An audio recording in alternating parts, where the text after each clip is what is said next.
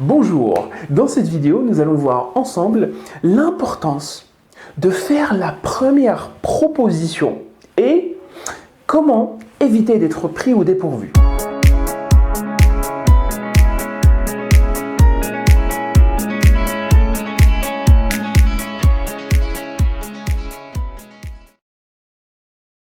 Dans une négociation, la première proposition mise sur la table détermine le cours de la discussion. Cela crée un point d'ancrage. Pour mener efficacement la discussion, vous devez être le premier à ancrer une proposition pour chaque sujet de négociation. Et particulièrement si vous êtes vendeur, votre interlocuteur inconsciemment s'adaptera à cette nouvelle donne, surtout si votre proposition est bien argumentée. Voici un petit exemple de ce qui arrive quand le négociateur laisse son interlocuteur faire la première proposition. Combien proposez-vous en contrepartie de notre base de données et d'un service de mise à jour hebdomadaire? Je dirais 8 000 €, mais essayons de négocier un peu plus. 5 000 €. Je crains que 5 000 € ne soit pas assez. Nous avions dans l'idée de vous facturer 10 000 €. Soit, coupons la poire en deux. Disons 7 500 €.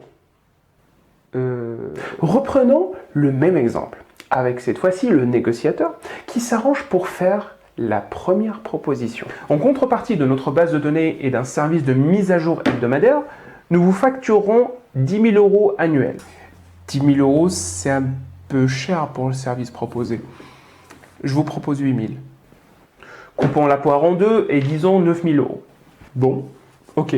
En comparant ces deux exemples, vous avez certainement remarqué que notre négociateur a eu un résultat plus favorable quand il a fait la première proposition. Et ne vous inquiétez pas, même si votre interlocuteur vous devance et fait la première proposition, il y a deux techniques pour rattraper le coup. La première technique, faites semblant de ne rien avoir entendu et argumentez sans faire allusion à sa proposition. Puis, faites la vôtre. Elle effacera la sienne automatiquement et il se retrouvera obligé inconsciemment de s'y adapter. Voici un exemple de ce qui peut arriver quand vous utilisez cette première technique. Je demande 5 000 € pour cette magnifique pièce de collection.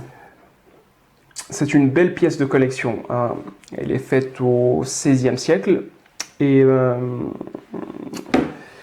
d'après les sites spécialisés, elle vaut entre 2 500 € et 3 000 €.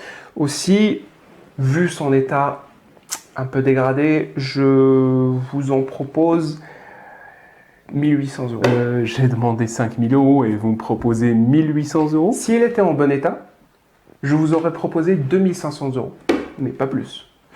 Malheureusement, elle n'est pas en bon état. Du coup, je vous en offre 1 800 €. Ok, je baisse le prix à 4 000 €. En bon état, elle vaut entre 2 500 € et 3 000 €. Je monte à 1 900 €. Je ne vais pas vous acheter un truc à perte. Ok, je baisse le prix à 3 000 €. L'acheter à plus de 2 000 € dans son état actuel serait une perte pour moi. Je vous en offre 1 950 €. Ok, elle est à vous pour 2 000 €. Soit. La deuxième technique, c'est de donner tout de suite la contre-proposition. Demandez plutôt à votre interlocuteur une deuxième, voire une troisième proposition. Cette technique vous permet de mesurer la marge de manœuvre de votre interlocuteur. Reprenons notre précédent exemple et voyons ensemble comment utiliser la deuxième technique. Je demande 5 000 € pour cette magnifique pièce de collection. Non, 5 000 € c'est un peu trop pour moi. Faites un effort, monsieur Bernard. 4 500 €. Non, 4 500 € c'est toujours un peu trop. Encore un petit effort. Je suis sûr qu'on trouvera un arrangement. Dites un prix. Bien sûr, mais proposez-moi d'abord un prix abordable. 4 500 €, c'est un peu trop pour moi. 4 000 €? 3 800 €? Je vous propose 3 200 €. Non, tout de même pas. 3 600 €, c'est mon dernier prix. Disons 3 500 €? Ok.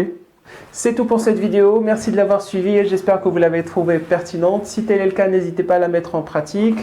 Si vous avez des questions ou des commentaires, n'hésitez pas à me les laisser. Et d'ici là, je vous dis à très bientôt pour une nouvelle vidéo.